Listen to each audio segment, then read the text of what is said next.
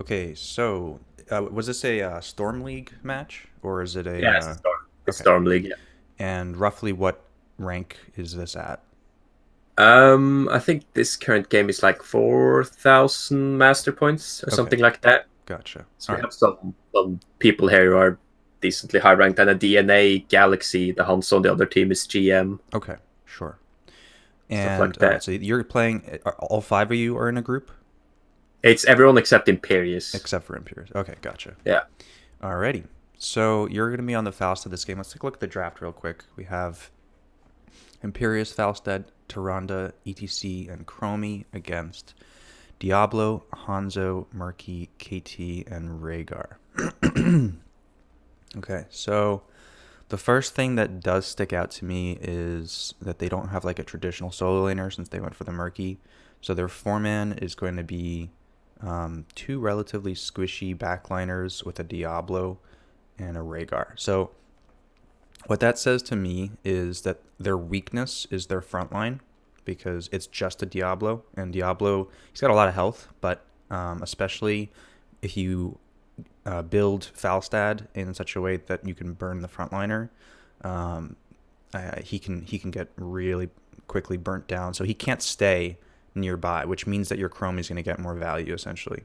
So so far what I'm seeing from how I'd like to see you play the Falstad so far is just very much so denying Diablo and then only pursuing like aggressively once Diablo is too low to go in. Okay. As far as the rest of the draft, I think, yeah. So you also have the global advantage with the Falstad. So I can't promise you that, I really don't know the Murky Imperius matchup. That's something that I've not witnessed. I'd like to believe that Imperius can win it, but I don't know for a fact. I assume that he can kill Murky Eggs really easily. But either way, you have a Falstad. They don't have any globals, so in the worst case scenario, you can always come top to grab control of the shrine if necessary. If you're losing bottom, but it's not ideal to do that just because it's a Murky. If you could get a kill on their solo laner, it would be worth it. But since it's a Murky, it doesn't really make a difference, right? As far as camp taking goes, I'd say they have slightly stronger camp taking, but not by too much. The question here is, I guess, the decision is between whether or not you're going to go for like the bribe build or I would say the auto attack build in this case. Reason being that both of those two builds will enable you to do a lot more damage to Diablo, which is the primary target.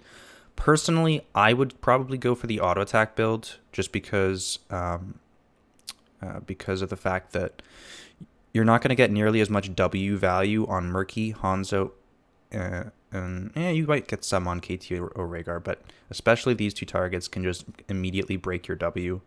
So it's primarily useful against the Diablo, whereas the full auto attack build is going to help you against pretty much anything and everything.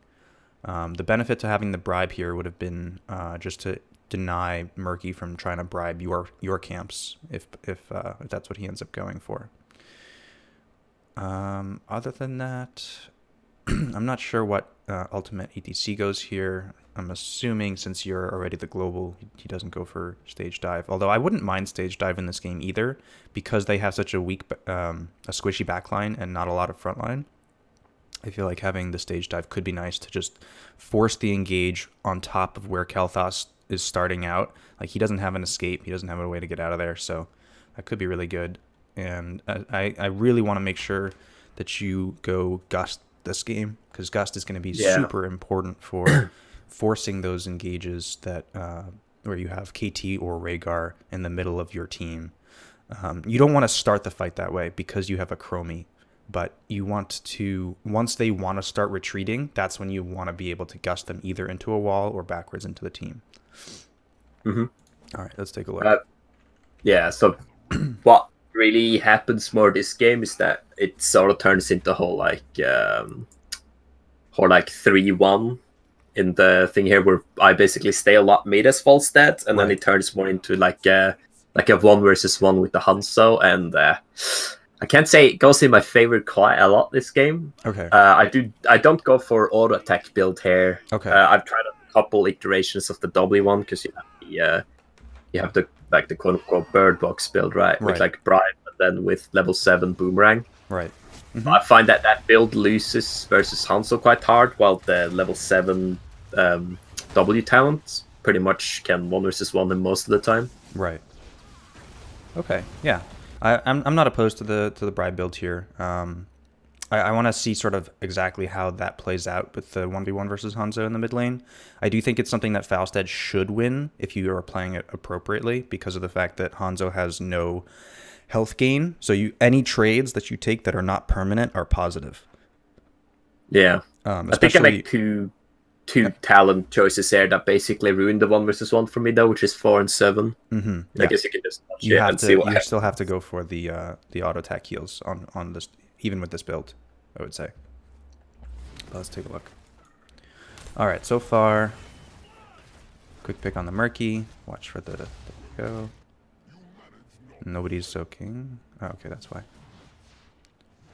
Okay, you stay mid. Yeah. Good. Great. All right.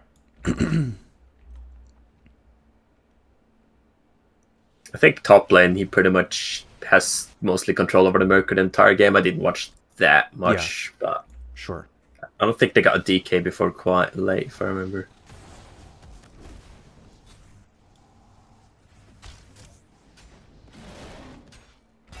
Okay, so I would have probably barrel rolled immediately as soon as the power slide goes in, just to have maximum DPS uptime, and you could even potentially try and body block here as soon as your ETC commits to the power slide. Yeah, I think a little bit of body blocking. He still dies. All right, that's good. Good dodge. Yeah, turned out okay, that one. Aggressive slide. Time to heal.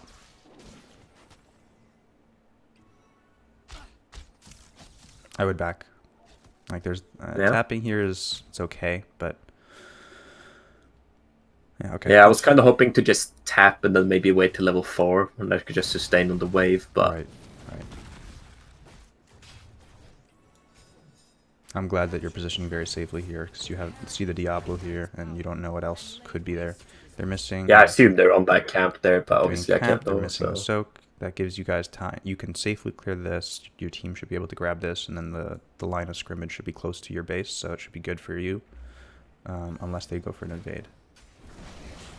So a fight right now, I don't think it benefits your team, a fight right now. It's a big slide, but yeah, because they have 4. Okay, you're coming in now. Okay, so you're pressuring Diablo, but you're kind of splitting your attention. You're kind of going for the Hanzo. Yeah, okay. I think that you had the right idea by starting to pressure Diablo there. Hanzo was unlikely to die because ETC already had used his crowd control. And so I'd prefer to have seen you just kind of dump whatever damage you could into Diablo that whole time. Yeah. I think I saw the time trap there and hoping to get something off of it. Gotcha. Oh. My PC just went into sleep mode because I didn't click on anything. Okay. It's fine now, though. I can see. Yeah, so I'm not a fan of the forcing the fight here, because of the fact that you guys basically you ended up missing a little bit of soak, even though you're a kill up. Is that a full kill? Yeah, full kill. 1.5 kills actually. So you guys are up a kill, but you're down experience so far, and then they got their camp out and you guys didn't. So that's definitely partially due to taking this fight at this particular moment. Not to mention, you don't have to grab the control of this bottom shrine right now, since you have control at top, so there's no immediate urgency. You guys are pretty low, and they have this camp out right now. So what I'd like to see is you to leave, because you're low health anyway, like 1 living bomb, and you're like gonna die. So yeah, I'd like to see you just rotate out to mid, get the soak here, heal up a little bit with your new level 4, and after you've cleared the menu wave, let's say if you had left here as soon as the fight was like the initial breakout fight was over, I think you can get yourself to like 60-70% life really easily off of 2 globes, the full soak, and auto attacks. And then you can rotate back down whenever you want, because they still have to catch the soak from your wave, right? And that's when you go for taking the objective. The rest of you play very passive, safe, try and kill the siege giants. In fact, if they try and push with the siege giants, that's when you rotate and you flank and you kill them. Yeah, I think we lose this fight pretty hard. Yeah, for sure, guaranteed. You guys are all too low. Yeah, you're just staying a little bit too long at low HP. Okay, you do get the Tyrande heals, but still a lot of soak mist middle. Big living bomb spread. Okay. Let's take a look at your stacks so far. You got 31. Okay. It's a little scary there. Okay. Still no camp out. Yeah. Usually I play this Sprite build just for like stealing their camp at like opportune moments. Not always so, of course, but like if the DK is like despawning and I know the camp will be up in time, I try and like pre-posture there and sort of like yoink it before they can show up. Sure.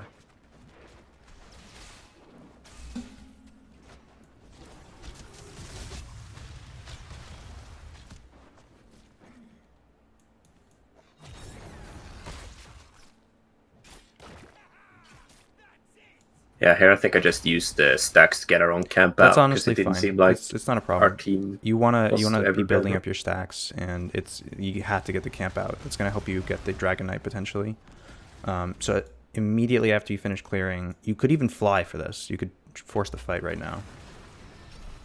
I would not hate that. Yeah, flying. Right I generally don't use fly bot as much. Yeah, you like, don't just have in to. General. You could just rotate. I'm just saying like.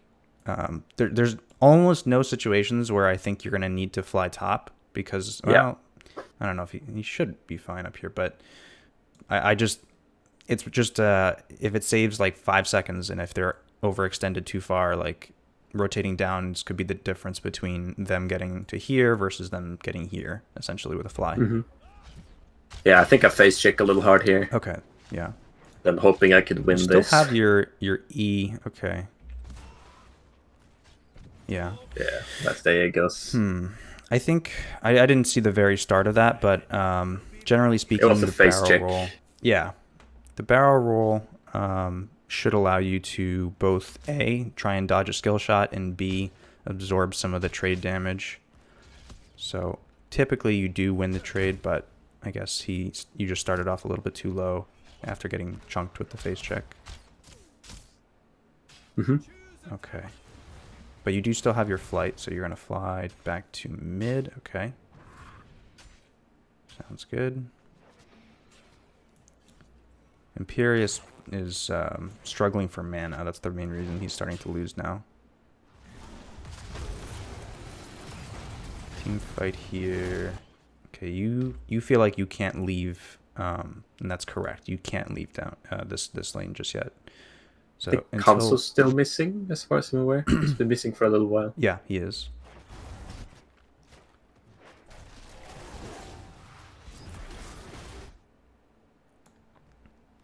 There he is. Yeah, there he is.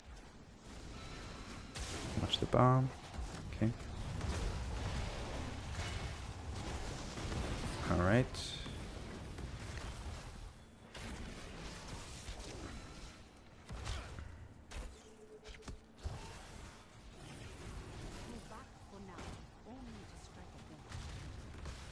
Okay.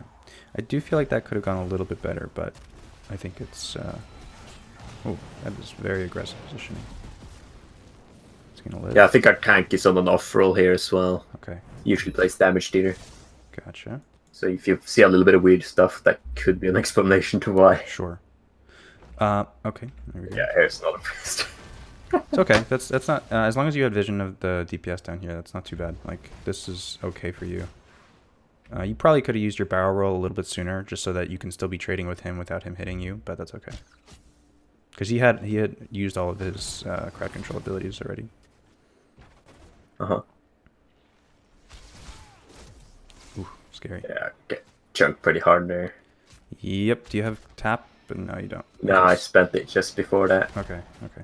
That means I probably can't go for that kill because... You can go for this Oh, it one. actually comes around the heal. Yeah, He's the way. living. That's a live guy. Okay. This would be a decent time to be considering camps. Like hard camp? Yeah. Yeah, because they're level 10, so you really don't want to like be forcing on them. I think honestly, giving up the Dragon Knight is not the worst thing here. Grabbing the hard camp and trying to still soak like as many waves as you can, I think is pretty good. It's very unlikely for them to invade the hard camp just because of their composition. If they had something like, if they had a global, or if they had Zeratul or Illidan, Maiev, etc., I would say not to do that. But but trying to hold the Dragon Knight for the full level, it's doable for sure, especially with the global. But okay, so they do go for their little bit of a wombo. Yeah. Oh, okay. Saved by the time trap. You guys just gotta get out of there, though. The bottom lane is really scary. This particular temple is very scary against Diablo because literally standing anywhere in this whole area is a guaranteed wallbang. Anywhere. So he just presses Q on any target and it's stunned. So yeah, you guys are about to hit level 10. You guys traded relatively poorly in terms of health, but they used multiple ultimates. And I guess the pyro didn't go off, so they used 2 ultimates. And you guys are about to get all of your ultimates. So ideally, if you guys could, tap, if everyone has tap right now, but let's see. Except for me, at least, I guess. I know you don't, but oh, okay, he's dead. Nice there. Pyro comes out. Yeah. Oh, you died too. Oh yeah. I didn't see that. Let's back it up. Let's take a look. Oh, he just chased you down. That's what happened. Yeah. I see. And you commit to it. It's very close trade. Okay. Okay, so I think, yeah, a little bit of that was just being too aggressively positioned. I definitely don't agree with having your squishies on the circle. That was part of the problem. Like, Chromie and Tyrande were both in this area when they went for their APOC arrow combo. And ETC was, like, over here, practically. So I think I'd like to have seen, if you're going to try and go for the play of denying the Dragon Knight, then you got to have, ETC only chilling, like, right here, and the rest of your team sort of hanging out right here. And then you guys could have played a little bit slower, not traded as much health, gotten level 10, and then taken your fight then. So is this like one situation where it could have been possibly worth ganking Murky up top? Maybe, yeah. I mean, it's very similar to the idea of doing the hard camp. It's basically just like get whatever value you can, because you don't, the last thing you want to do is hard fight 9 to 10, right? In a even numbers fight. So yeah, I think I would have been okay. Like, there was a siege camp pushing the bot lane already. So that was the main reason that I was a little concerned, is that the hard camp plus level 10s means they're going to be able to push down really hard. Like, if you guys aren't sitting here defending this, you're going to lose the bot fort guaranteed for free, regardless of Dragon Knight. So you can trade losing basically the bot fort in exchange for killing a Murky and holding the top temple and not giving the Dragon Knight. That's possible. But I don't know if that's... I personally, I'd rather have the hard camp than kill the Murky. Does that make sense? Okay. Yeah. They both accomplish the same thing, because the top temple is going to be under control, and the night camp is actually just going to do structure damage, which will help you out. Mm-hmm. Not to mention, if you had bribe stacks, I didn't check how many bribes. Yeah, you got a couple. Yeah, I do have 2 right now. Yeah. Yeah, so with a couple of bribe stacks, it would have sped that along. Definitely would have been. Ideally, you have 3, and then you can kill the last one with your W. But okay, so they take Dragon Bottom while pushing mid, pushing every lane. All right. You guys do have your level 10s. You do pick up Gust. Okay. They're very split right now. I wish ETC was actually in the bottom lane right now, but these two are also potential targets. Yeah. Knock him back? No. Okay, so speed metal. Ah, okay. If he had the increased knockback range, this guy immediately after charge power slide, Gust, he is that could what you're not gonna not even suggest? for Gust. If he knocks him back to here, take a quick peek. Yeah. All that really matters from in that exact scenario is that you get the fort to slow him. That guarantees his death. Okay, so yeah, like stepping one step up and then a knockback, and this guy's the only guy in range of the fort, right here or so. And Uh-huh. one fort shot slows him for like the next 4 seconds and does a bunch of damage, and then you can guaranteed kill him. So if you look and see how it Yeah. goes. Yeah, Yeah, that it's definitely would have gotten the kill. guaranteed, 100% for sure. Yeah. Even if the fort didn't hit him, I think just extra range would have. Okay, the mosh Yeah, pit's this really is. really good here. Okay, good kill on the KT. And at this point, you want to just burn down the rest of the Dragon Knight, make sure they don't get anything else for it. You could potentially look for an aggressive Gust after the Dragon Knight goes down. I think that would be pretty good, actually. Yeah, I used my Gust. I think like I don't know, Okay, 65% of the time aggressively, and then sometimes defensively. right. The only thing you want to be careful about is aggressive Gusts when there's a minion wave. You don't want to do that, because then it negates the fort.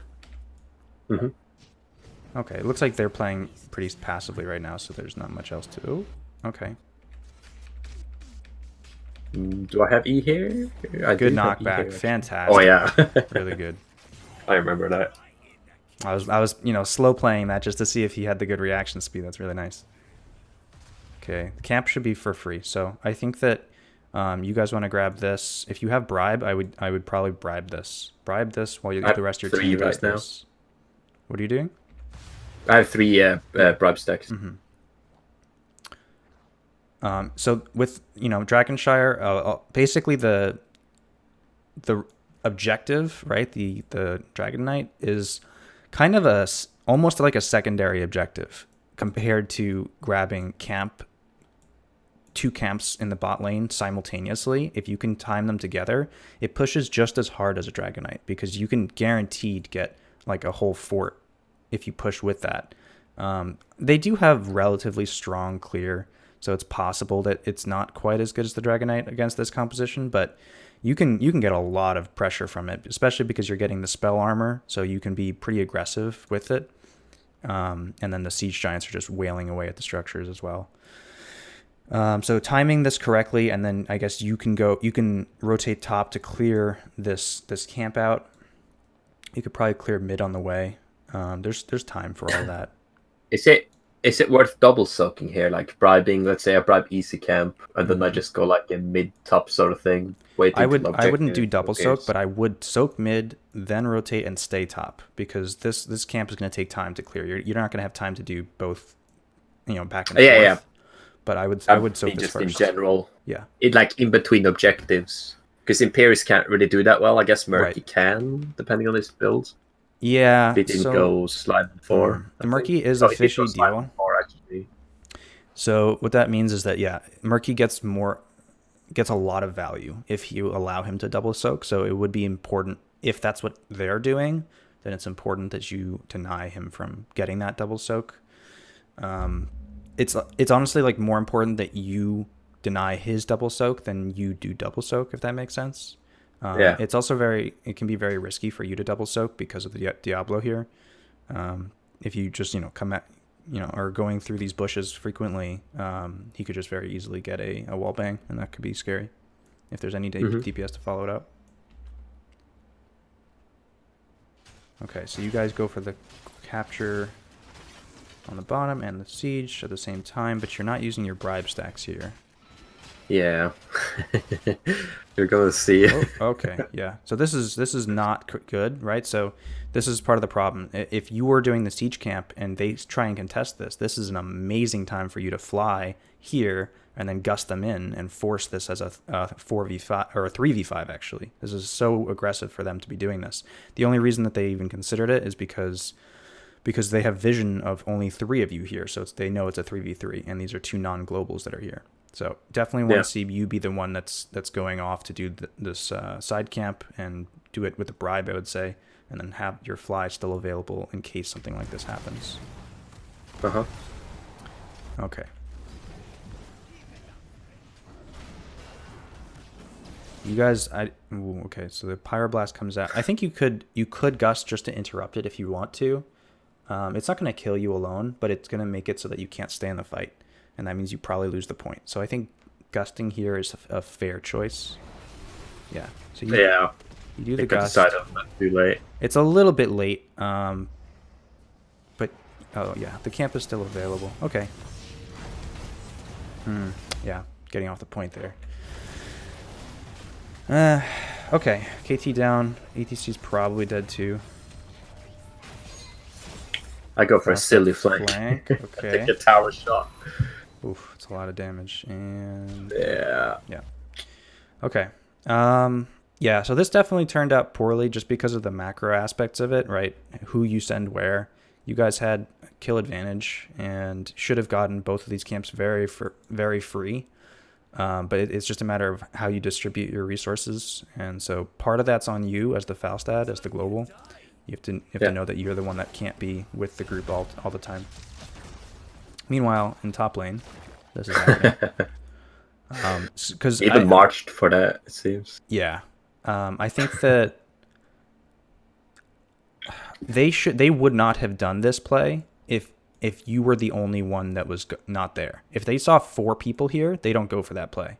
And that means that you can soak this mid and then rotate up and save your fort. That's why it's especially important that it was you that left, because it's just the threat of being able to show up at whenever you want. That's the real threat.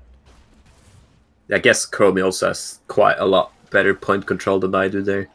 And she might have Ice Block at this point as well, which could have stopped basically the Pyroblast. Does she have Ice Block? Yeah. Oh yeah, and Pyro, yeah. Yeah, that would have made a lot of difference. Actually, she's goes here and there. Wow, okay. Don't agree with that. He plays a lot of spicy stuff, so... I mean, into Pyroblast, wow, okay. Yeah, because your team doesn't have the best ways of dealing with Pyro. I mean, you have Spell Armor, I think, right? Yeah, we have Spell Armor. Okay, so 20 Spell Armor can be pretty decent. Yeah, you need to have, like, both your charges, obviously. Right. Yeah, here I think I just want to unload the bribe stacks because I'm sitting at max for a little while. I'm not damage increase, so I probably would have done 3 and used because it's not their camp, right? So immediate urgency isn't necessary. It takes about like 5 seconds to kill the mage minion if you're using your lightning rod and hammering. So I would probably do that instead, just to save one full stack. Just in general on most hard camps, if it's not like, I guess 5 seconds for 20 is not a lot of value, is it? It's just a matter of, if you need to time it very specifically with if an objective is about to spawn, then by all means go for it. But it's like, I don't know. If there's a very low risk of an invade or something like that, then I think you can take the time to kill one and save a bribe stack, because one bribe stack it can be a big difference. It can be the difference between, can I invade theirs and bribe it, or do I have enough to take a siege camp for free? I don't love using all 4 on a bruiser camp unless it's theirs. That's the only time where I would probably use all 4. Okay, so immediate fly. So if you're gonna commit to this, I wouldn't, but I'm just saying, in situations like this where you get the jump on a Falstad, you have to use your barrel roll to prevent him from breaking the lightning rod. Yeah, I get into that a lot, but not with this build. It's the only way I struggle with it. Like, I just wait for him to use his trait and then barrel like after him, but I didn't go the what's it called? It's called lightning rod on 7, where I get like the range upgrades. Yeah, for sure. I mean, you can still maintain the range after he jumps, but I wouldn't have done it here because there's all these minions and these siege giants. So it's possible you lose the trade due to minion damage. So I'm very okay with you not following him there. I think I also wasted my W on something, so I didn't have No, it there. you use it on him. He broke it. Okay, I didn't see. Yeah. Just want to take a look. Yeah. Look. Oh yeah. So in yeah, this exact moment, you could have gone for a barrel roll aggressively, and I think you win the trade if it's just you two. But having to tank the minions and the siege giants could make that no good. Yeah.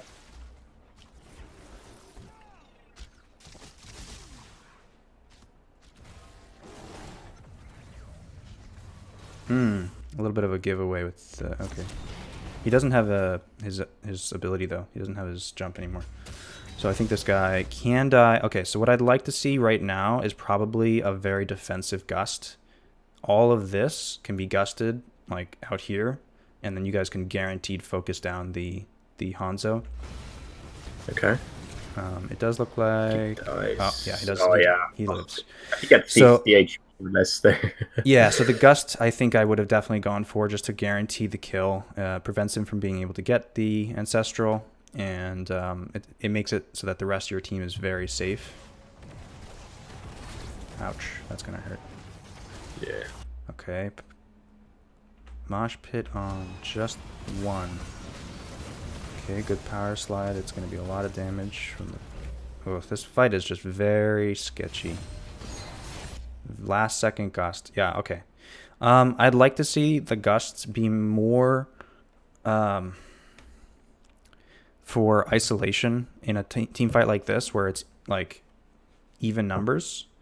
You want to use the Gust as a way to make it not even numbers. So that's what the idea was before with the Gust, is not only to make it like a 3 versus 1 against the Hanzo, but also to get rid of all the minions and siege giants that were kind of getting in the way and starting to do damage. In this fight, the Gust at the last second is not going to save the ETC. So at best case scenario, it like makes it so that it's just the ETC that dies, which is okay. But I think you guys could have won this fight, and I think it's important that you guys do, because they're going to have 16 talent tier advantage, and that's going to guarantee them the objective.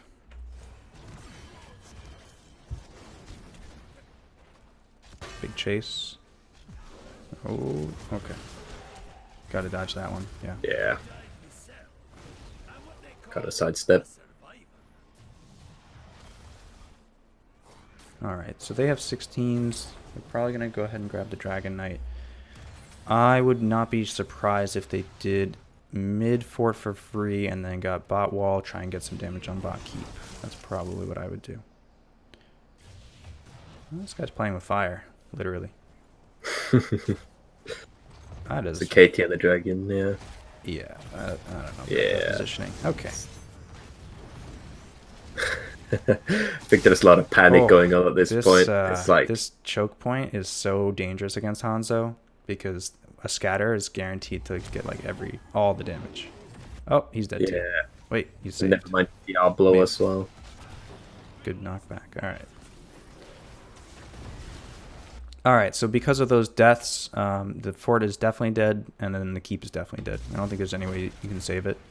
Best thing to do is just get as much damage on the Dragon Knight safely that you can, so that they can't possibly continue onto core. If you have to, go for Gust defensively. Okay. Not the ideal Gust. Ideal Gust would have been while they were still here, and you can send them out to here. That would have been ideal. Yeah. I'll just show it to you. Yeah, I think I see it. Just once the arrow is like hit, you can pretty much guess they're gonna engage, I guess, and then you know. As soon as you see, you should be thinking like, when do I Gust? When do I Gust? And the answer is right now. Yeah. Like, yeah. with any time in the next couple seconds, like gusting these two targets away, or these two rather. Sorry, these two targets. Maybe this guy as well, but it's mostly those guys. Okay. All right. So they're posturing very aggressively for core. Yeah, it's very possible. I think you just W'd the Diablo, which is actually a really big problem. Yeah.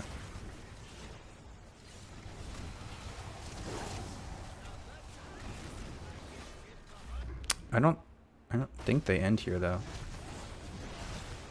I mean, there's a minute, almost 2 minutes left to replay. Oh yeah, for sure. Okay, you're so it's just like right before. Okay, Diablo goes down. They got some core damage, but it's not game. You're low, you're backing. You do still have flight.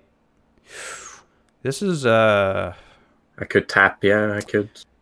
This is a moment that I feel like you guys kind of need to seize on, but you don't have Gust anymore. If you had Gust, I would say just fucking go for it. Like, fly here or here and just Gust whatever you can back in besides the Murky. You guys really want to get that 16. So you got the souls from Diablo, which is okay. So you back and then you fly, but you get chunked. The scatter. All right, and that's why you generally don't want to fly into open view. Generally want to fly into a bush or like far enough away that they're not going to be close to you. When you're flying behind an enemy team, like fly outside of their vision range behind them, essentially. All right, so you should be the one who's soaking top at this point instead of Chromie. Allow Chromie to be with the rest of the team. Grab that 16. Yeah, missing a lot of soak here. Just want to grab that 16 before, as soon as possible. Right now, they have free reign. Yeah, it would be so much better if you guys were already 16, but I think this can be a kill. But it's Chromie that's not there, right, instead of you. And that's another problem. Nonetheless, does he die? Chromie probably would kill this by now. Nope. Okay, so let's take another look at this real quick. Let's see if there's if there's a Gust position that you could have done. Let's take a look. Because the problem was you guys did as much damage as you had. It just wasn't enough to kill him before Ancestral went out. I guess I can dodge through him and Gust is the only thing I see right now. Okay, so okay, at this point, you could go for a Gust. You would do a barrel roll here and then Gust. You'd be gusting these guys all into this corner and isolating this guy. It seems like a silly play because it looks like, oh, he's going to die. But not so much. Raegar. Yeah, we even tried going for a mosh there to just try and like stop the Raegar from boosting Ancest. Oh. And that's game. Yeah, so a lot of that happened. And the reason why I say it would have been worth doing that Gust there is just because you took the fight 15 to 18. So like you didn't even have the talent tier advantage that you wanted to take a fair fight. Like if you're going to get a kill, it had to be like a pick and a very like cheeky one at that, pretty much. And so having the Gust to just isolate the one target that was already super out of position would have been a decent thing to grab your 16, get the kill, back out. You don't even want to stay and fight after doing that play. You want to grab the kill, catch your soak, catch your lanes, and then with the last, 30 seconds of death timer for KT, you can guarantee the bottom camp and clear out whatever camps are still around. Like you can clear the top as the global, and the rest of your team can take care of the clearing the bottom lane and doing this. And that, I think you could have come back into this game from that position. And at this point, they're going to just come and end, I assume. Yeah, looking at it now, it seems like the bottom part was like the biggest factor of losing this game to me, at least. Yeah, definitely, because you guys were in a position of power there, and you lost the fight there. In what could have been, and they get the camp, obviously. Yeah, sure. That could have been in our favor. And then it's GG thing. Yeah. So let's take a quick peek back to that moment. I just want to see.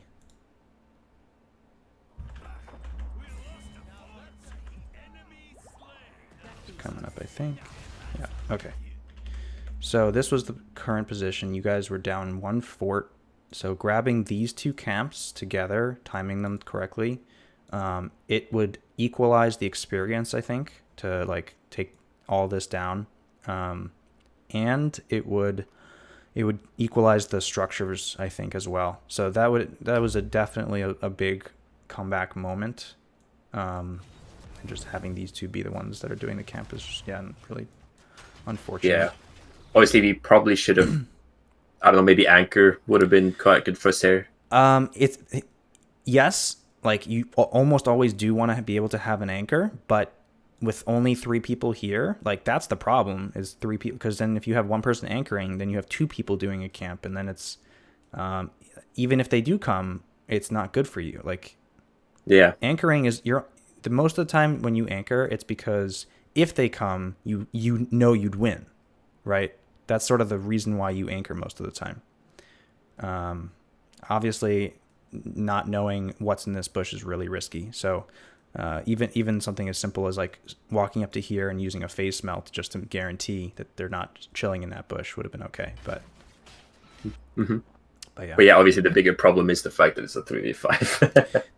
No, they're down Hanzo. Oh yeah, sorry, not a 3v5. That's why it was not so a 3v5. guaranteed. I mean, they started this fight I think with only 3 people here, and then Murky. I don't even know if Murky does join. We can take a look at the vision. I don't think he ended up joining. No, he not. just kept on going top, didn't he? Yeah, he takes all of top lane. He uses March and everything, but yeah. They take this fight 3v3 for right now, and then as soon as Hanzo reses, he uses the arrow. Pretty sure that's what happens. Yep. Yeah, there it is. Bam. Headshot. Okay. So yeah, I think that this was one of the turning points, but it's not the only one. I think there's a fair number of points during which this could have been turned around further. And a lot of that has to do with your role as the Falstad. Like, Falstad is very much so a hero that can control the flow of the fights, can choose when to take them or when not to. And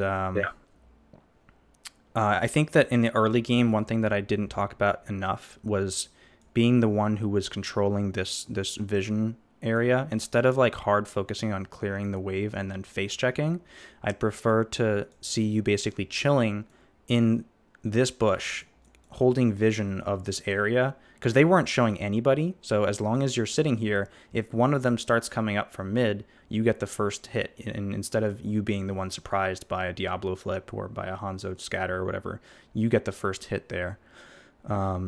That would have been beneficial for you, is just having better control of this area. I think you can do that with Falstad. Standing here, there's very little threat for you. Does that make sense?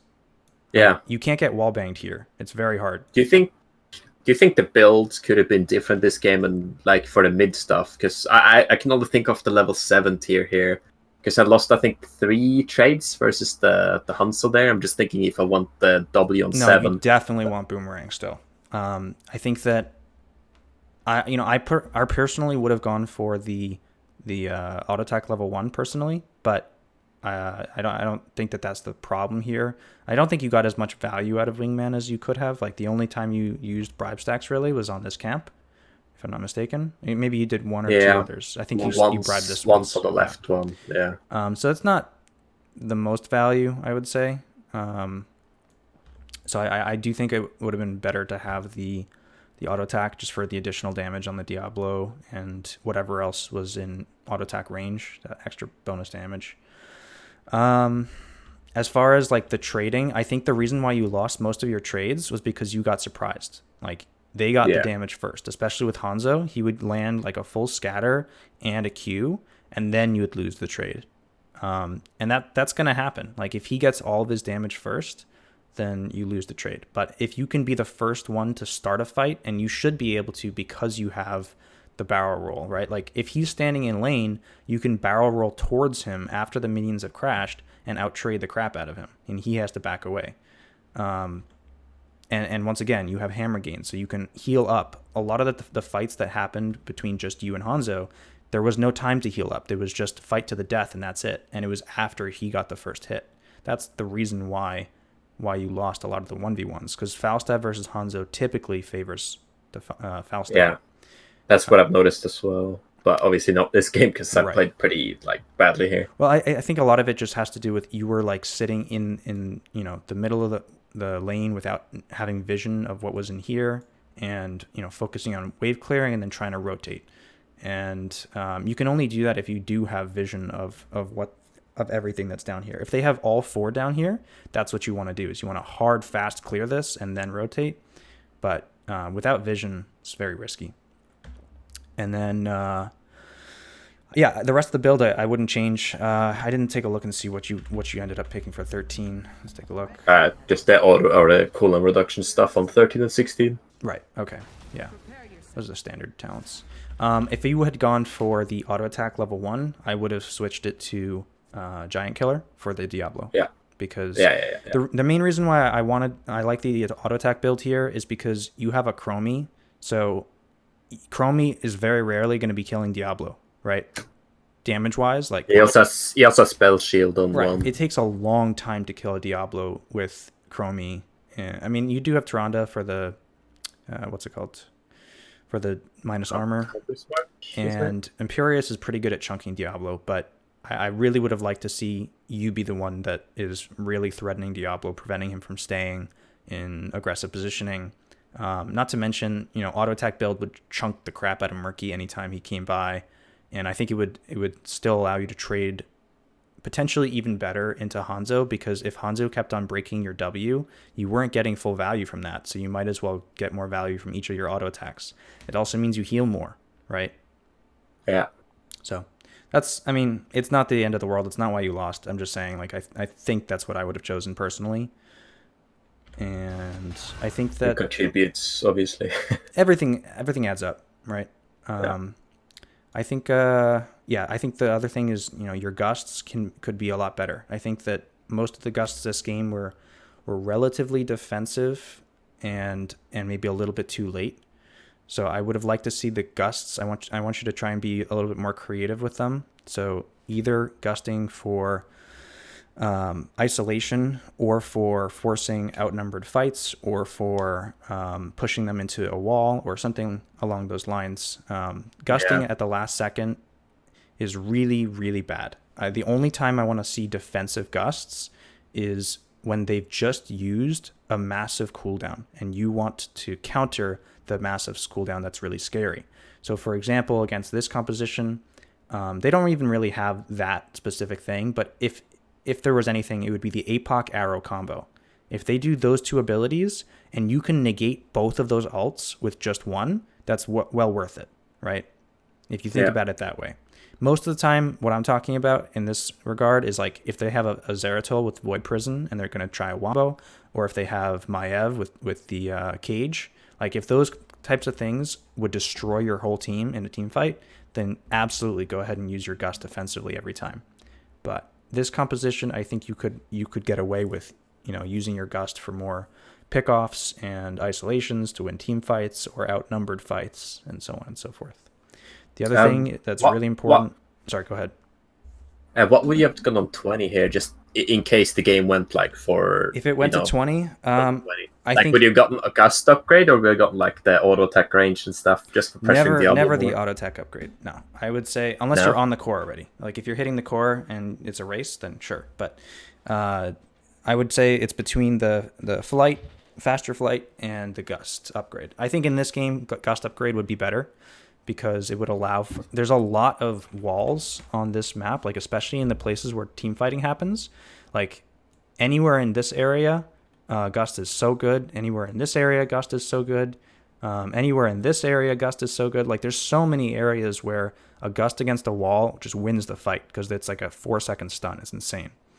And so I think Wind Tunnel is probably the choice I would make. If they had a solo laner that was not Murky, that's when I would probably go for the flight, because it would allow you to get more pickoffs on a solo laner that is, out of position trying to grab a shrine, or if they had a composition where you wanted to be doing more aggressive Gusts, then the flight behind is much faster.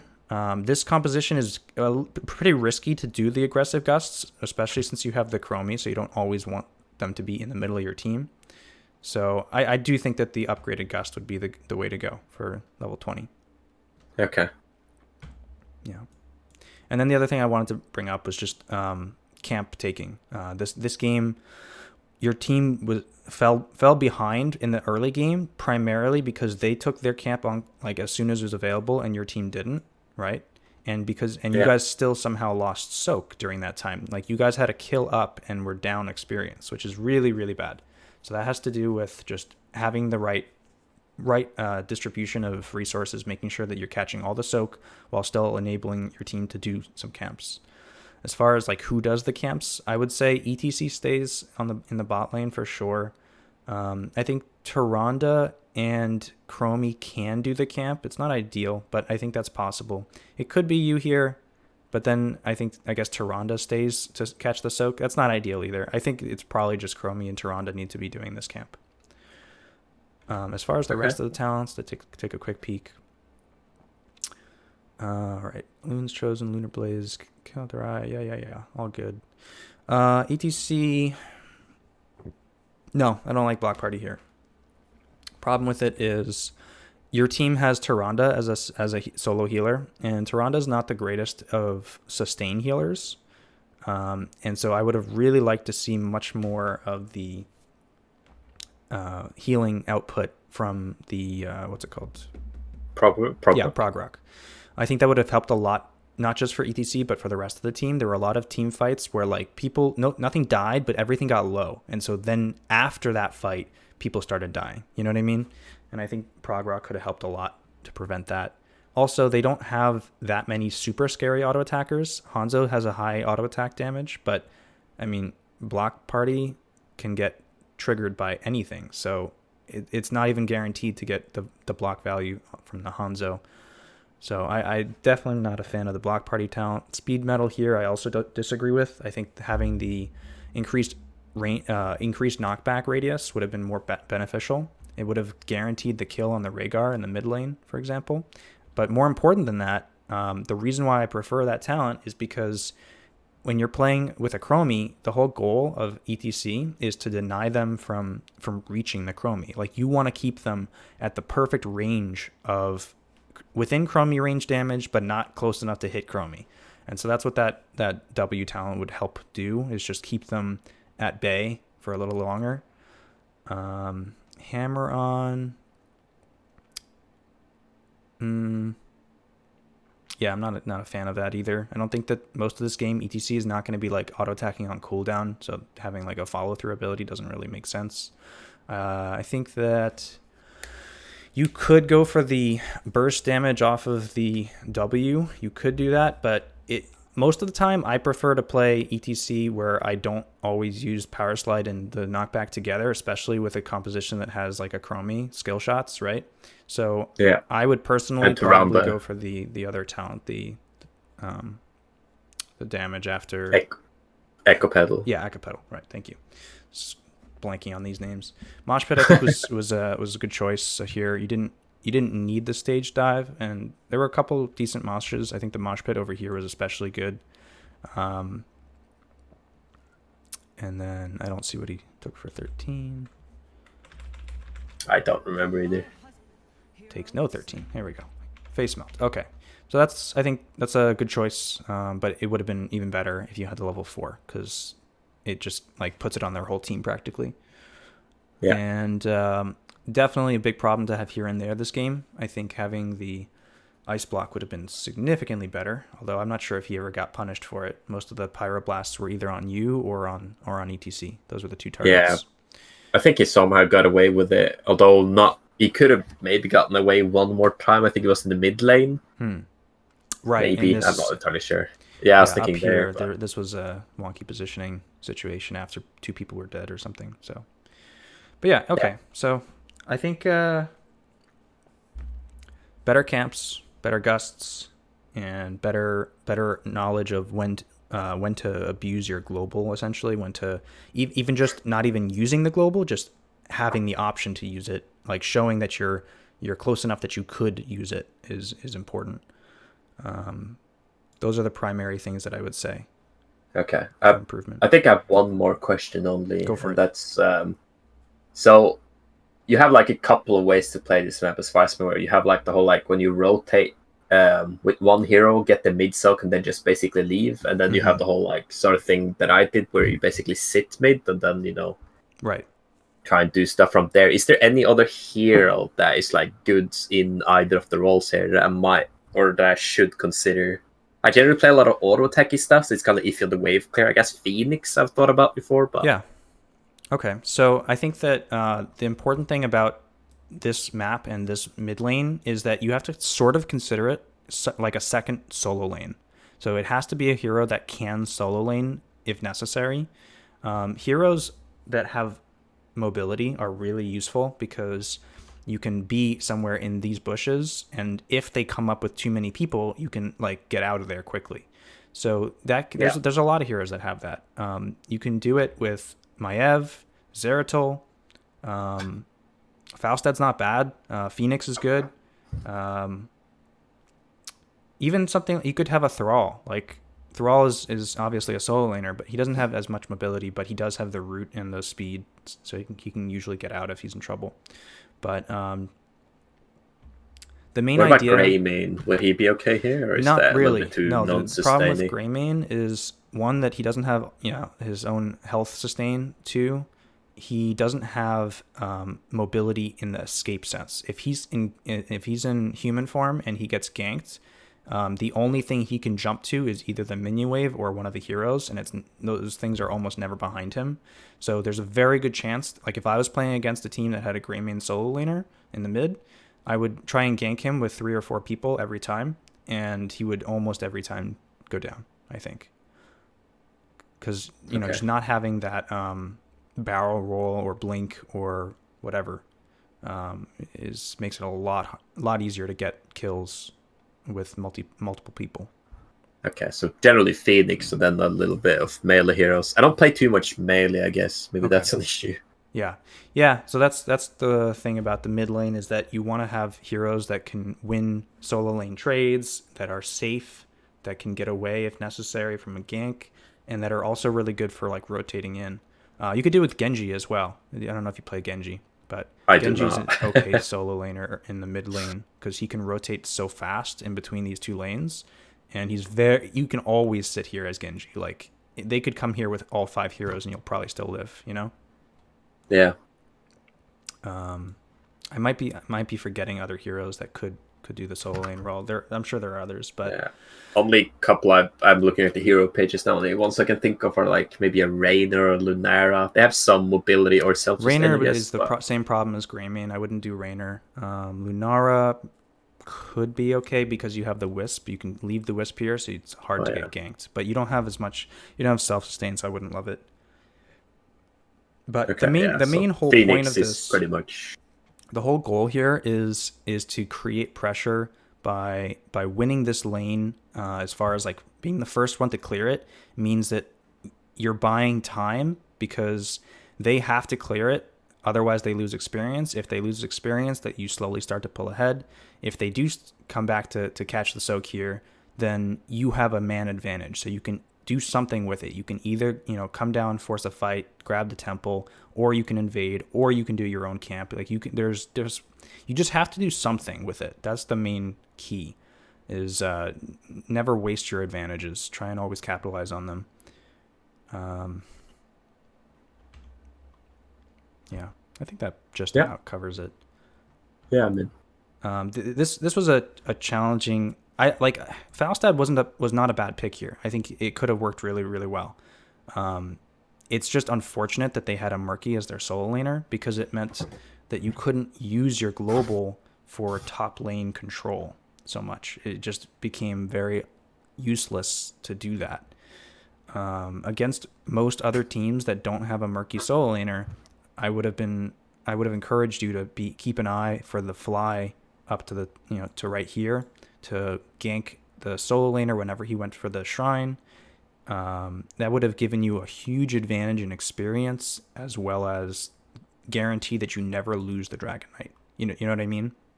Yeah. But because it's murky, I had a recent game where I did that. I think they had like a Graven up top. It was kind of wacky, that game, but they had a Graven up top versus Urel on our side, and I think I ganked him quite a few times. For sure. Yeah, I mean, because it's murky, he comes back from the dead, and he can catch the soak that he would have otherwise missed. That's the main reason why it doesn't make that big of a difference. He's still catching the soak, and you're only getting a quarter of a kill worth of experience. So yeah, I think that That's why you needed to be using your flights and your gusts for making these team fights better in the 4-man. Because most of the fights weren't 5v5. You know what I mean? Most of the fights this game were 4v4 or like 3v4. Did you notice that? Yeah, we had Murky did one his own ball. thing. He did a lot of camps. He pushed the opposite lane, and you guys took these fair fights that you ended up losing a lot of the time. And I think part of that has to do with not using Gust as well as you could. I think that's partially why. Not to Okay. mention you not being the one that's dealing with the global split push whatever garbage. So, but yeah, Okay. any other questions? No, not really. I think I'm pretty happy with this. All right, man. Cool. Well, thanks for sending in the replay. I really appreciate it. Yeah. Thanks for looking over it. I'll Absolutely. try to put something of that into good use, and Definitely. hopefully you'll see me on the leaderboard soon. All right, man. Sounds good. Have a good one, dude. Yeah. Same.